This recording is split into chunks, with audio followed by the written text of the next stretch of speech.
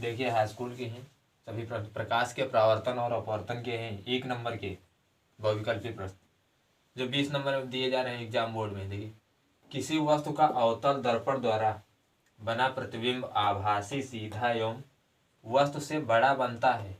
वस्तु की स्थिति क्या होनी चाहिए? इसका सही ऑप्शन है दर्पण के ध्रुव तथा मुख्य फोकस के बीच होनी चाहिए। इसी प्रकार दूसरा प्रश्न है, किसी वस्तु का अवतल दर्पण द्वारा वास्तविक तथा प्रावर्धित प्रतिबिंब प्राप्त करने के लिए वस्तु की स्थिति होनी चाहिए। इसमें है वक्रता केंद्र सी पर, तो ये भी नहीं है। वो फोकस एफ तथा वक्रता केंद्र सी के बीच होनी चाहिए, तो ये वाला विकल्प सही है। तीसरा क्वेश्चन है, प्रकाश के परावर्तन के नियम सदैव सत्य होते हैं। पहला विकल्प केवल अवतल दर्पण के लिए, ये भी सही है। केवल उत्तल दर्पण के लिए, ये भी सही है।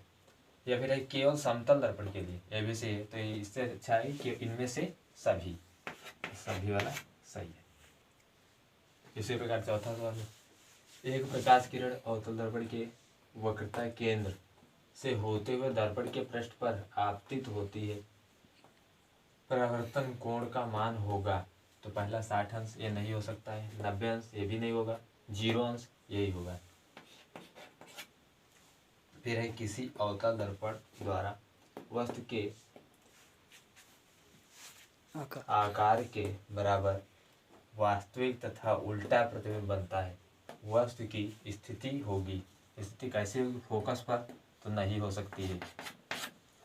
फिर है वक्रता केंद्र पर, तो सही है, हो सकती है।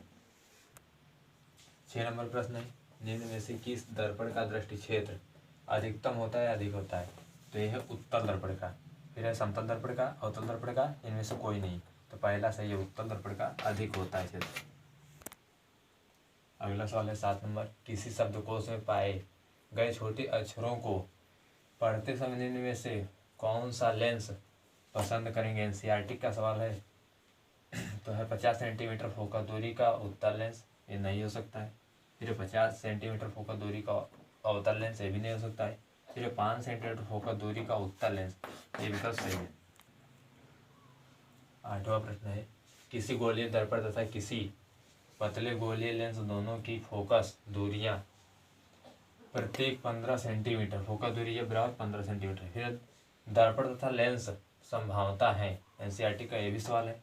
दोनों अवतल, फिर है दोनों उत्तल। दर्पण अवतल तथा लेंस उत्तल होगा। दर्पण उत्तल तथा लेंस अवतल होगा। तो ये शुरुआत वाला है, दोनों अवतल होंगे। 9 नंबर क्वेश्चन है, किसी लेंस की क्षमता की इकाई होती है। पहला मीटर, दूसरा प्रति मीटर, तीसरा मीटर प्रति सेकेंड है, चौथा इनमें से कोई नहीं। तो दूसरा विकल्प सही है, प्रति मीटर। या फिर डायोप्टर भी होता है। फिर है 10 नंबर, किसी वस्तु का आवर्धित काल्पनिक प्रतिबिंब बन सकता है।